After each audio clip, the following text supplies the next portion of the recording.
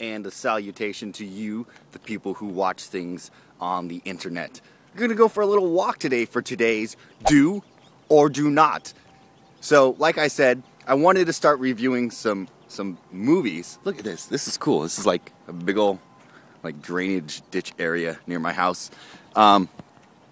So last night, I finally got around to watching the 2005 movie Capote. I got it from Netflix. It was in my house for a solid month and a week.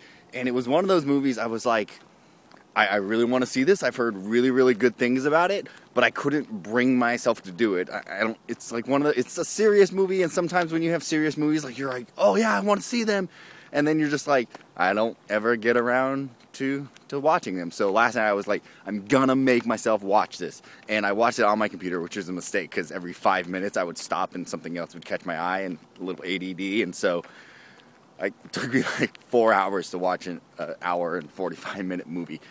Though, I'm going to have to give this one a solid do, for the reason that, Philip Seymour Hoffman, who portrays Capote, and I'll admit, I knew little to nothing about who Truman Capote was. I went to the Wikipedia page. It's pretty informative, cool writer, inspired me to want to read the book that the movie's based around him writing, which is called In Cold Blood, which is one of the most popular books back in the late 50s. And what kind of stuck out to this movie, it's not an exciting movie, it's not a fast-paced movie by any means, it's truly a character piece, and, Philip Seymour Hoffman, he deserved an Oscar for it. The guy brought it. The story was okay, I was glad I read up on the history about who Truman was, and kind of something, kind of around. I'm always worried there's going to be people. I don't care, whatever. My friend, Toby Turner, if you guys know who he is, he's always self-conscious, too, about people watching him do reviews. So that's why I picked out in the middle of nowhere. Just no one around, which is kind of awesome. Anyways, back to Capote. Philip Seymour Hoffman, he just brings it. The portrayal and the little idiosyncrasies that he brings to Capote are great. And the really interesting about who Truman Capote was, it was he was a small, odd, queer little man in both the descriptive sense, and he was a homosexual and openly gay in the 50s and 60s, which is, also an interesting thing. And he was 5'3", he was tiny.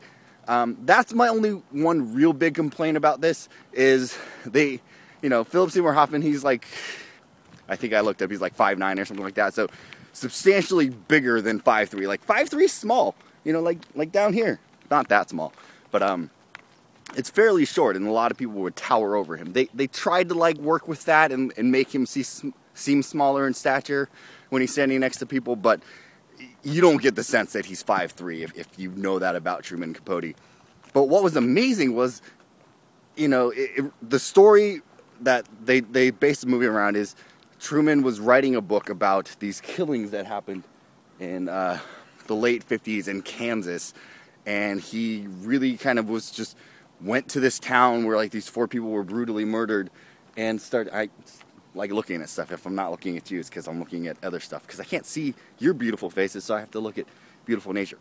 So Truman went and started writing and learning and basically just interviewing everybody, and he was able to have this access to people because as a journalist and as a writer, he had an amazing retention rate, so he could just talk to people and remember what they said without having to have a notepad and journal, write things down, which a lot of people don't necessarily like when they're being interviewed and they're not as candid and things like that. So Truman really got to know actually one of the guys who was convicted of murder, would spend a lot of time in jail with him, and the movie paints this interesting picture about whether or not Truman was there to sincerely be this guy's friend and really get to know him, or if it was just kind of this, it was a ploy just to get what he wanted, which was this insight into a killer's mind. And so it plays back and forth. And the one thing I noticed about halfway through the movie that Philip Seymour Hoffman does, and it's this tiny little thing that if you're not looking for it, you wouldn't notice it. He moves his eyes back and forth a lot, like this little thing where I probably can't even do it, where it's just kind of back and forth, and it's almost like a tick, a twitch. But what it conveys, to me at least, was the fact that it seemed like Truman was studying this guy Perry, the killer, and every time he would sit and talk to him, he would just be so intently studying everything about him and reading him and learning from him that I tried to look at other parts of the movie to see whether or not he did this little quirk, but I didn't ever see it. But it was such an interesting choice that Philip Seymour Hoffman made about portraying Capote and his intent behind wanting to learn more about this guy and these guys who killed these people. The other amazing thing, Catherine Keener plays his publicist or whatever, when you work for a publishing company and you publish books for people, publicist probably. Anyways, she's great because Catherine Keener, if you've seen her in tons of other things, usually is a lot really intense. Like, that's one of the amazing things about her in independent film, is she gets very intense about things. But here she's kind of even-keeled the entire movie and plays almost soft, very soft and quiet, which I liked a lot. Like, it was perfect for this role, and she's an amazing actress in her own right, but she just kind of played it very soft, which was very complimentary to the softness, and I don't know what the correct word of how to describe Truman. If you've seen the movie, then you just kind of know he has this quality about him that's very soft and gentle, and she complements that as opposed to being opposing of that. And then the other thing that really stuck out to me was the cinematography, which didn't win any awards, but got nominated once or twice. But it was done by this guy, Adam Kimmel. I'm going to turn around just because I'm like halfway, probably more than halfway where I need to be. Anyways, Adam Kimmel, he went on to be the cinematographer for Lars and the Real Girl, which was a good movie. I don't know, the cinematography was great for that. But then also went on to do a Spike Jonze short called I Am Here. And if you've never seen I Am Here, it came out earlier this year in conjunction with some vodka company or something like that. The branding's worn off on me.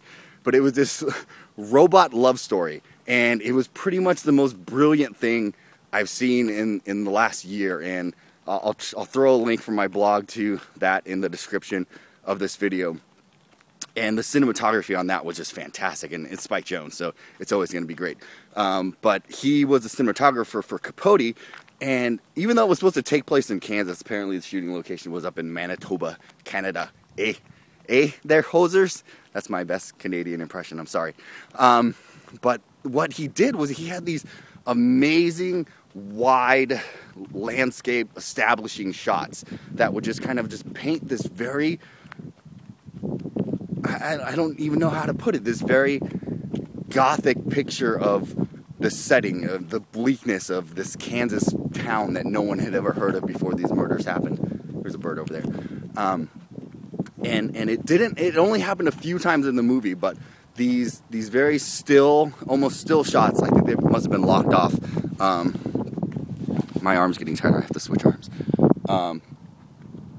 It was cool to watch the way they were able to set up these shots, and you know, it's just like you're looking out and all you see is, you know, this awesome little house where the murders took place, and it looks so vacant and alone and still out in the middle of this countryside.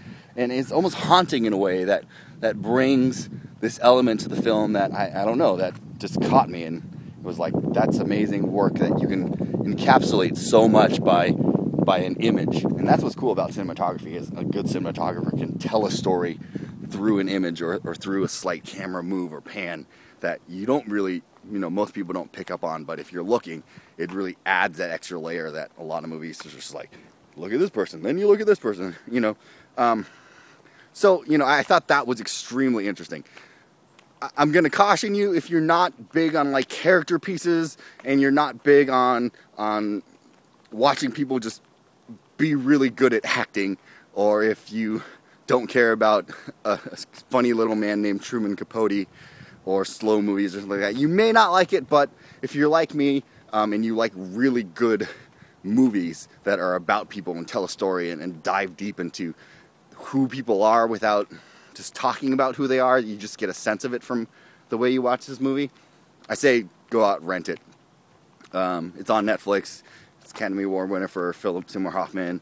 The guy who directed it has gone on to do some other stuff, but you know, it's a do, and it's been on my list for a long time. So go out there, watch it. Let me know what you guys think. If you've seen it, Let me know if you haven't seen it. Tell me why you haven't, or whatever else. And then I think I'm going to read the book In Cold Blood. My housemate Matt has it, so he's lent it to me, so I'm going to dive into that. Maybe we'll do a do or do not about the book, In Cold Blood. So check up on that. Today we're going to say, do subscribe as always. Do follow me on Twitter. Do something good for one of your friends. Out of the blue. Nice. Do not shave your dog and then get tattoos on your dog. Don't give your dog a tattoo. Don't do that. That's just mean.